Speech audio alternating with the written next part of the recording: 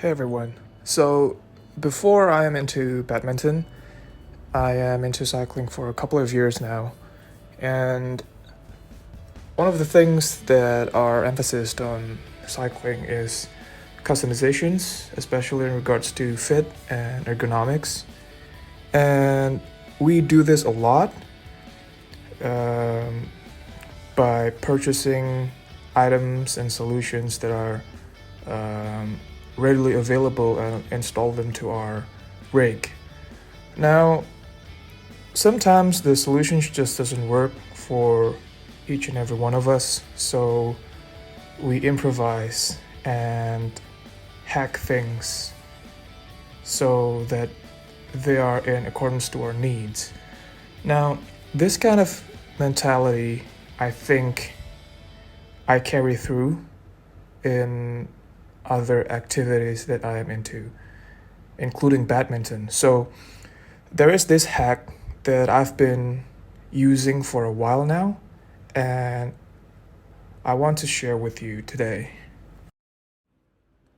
So, in recent Yonex rackets, they introduced this new design of racket caps, and there are a few things that are pointed out by them, but one of the things that I like the most is the emphasis on ergonomics, in which um, if you rest your thumb on the cap, you have some kind of edges that you can push with your thumb to kind of drive the racket in directions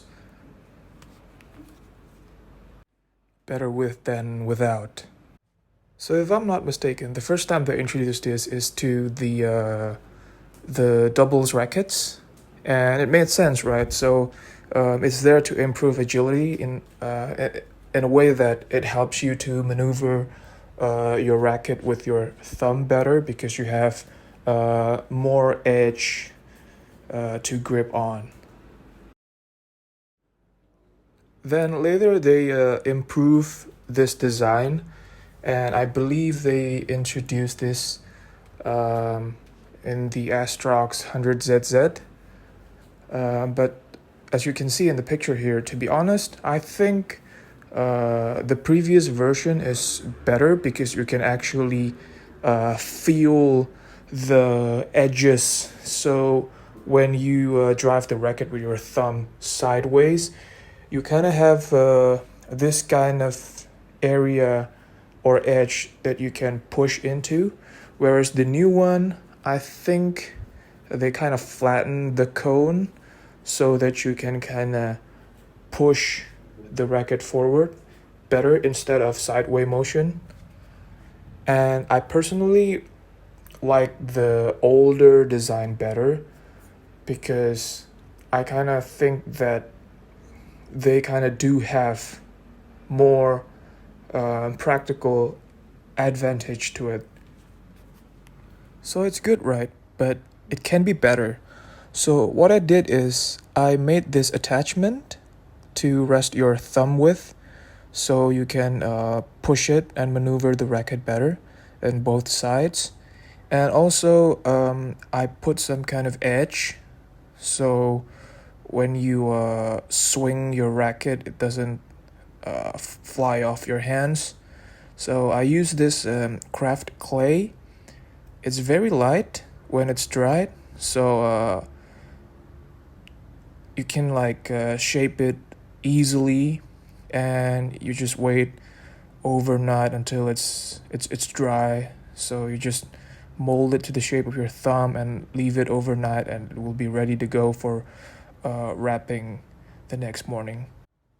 I also usually wrap my racket with a cushion wrap, so it's just a very thin layer of foam to fine tune the thickness of your handle grip. So I just use the standard Yonex ones. And my personal favorite for the overgrip is these ones by Alien Pros. I find it the most consistent, especially when it's wet. It doesn't lose too much grip and it's still comfortable and doesn't feel mushy as much as the other standard overwraps. And as you can see, it kind of looked like this when it's done. This belongs to the missus, so she doesn't really concern about the cap attachment. So I just did the bottom parts just for the edge. Now, if you notice, before I do all these things, I have the habit of wrapping the entire handle with the electrical tape. I put the yellow ones in this, so it doesn't really easily noticeable at the beginning of the video, but that's what I did. The idea is to prevent moisture to be absorbed by the wood, and so it doesn't become brittle over time from the moisture. And I found this really important because there are a lot of cases that I see when a racket failed because it absorbs so much water that the wood becomes brittle. So in my mind, I do this to prevent moisture seeping into the wooden part of the racket. I also have the habit to place my rackets inside a plastic bag with a dehumidifier inside, just to absorb the excess moisture, and it works great for me. It accelerates the drying time, so if you play rather often in a week, you will always have that fresh feeling from the grip every time. So that's how I hack my equipment, and honestly, I never seen this done before, let alone see how it's done.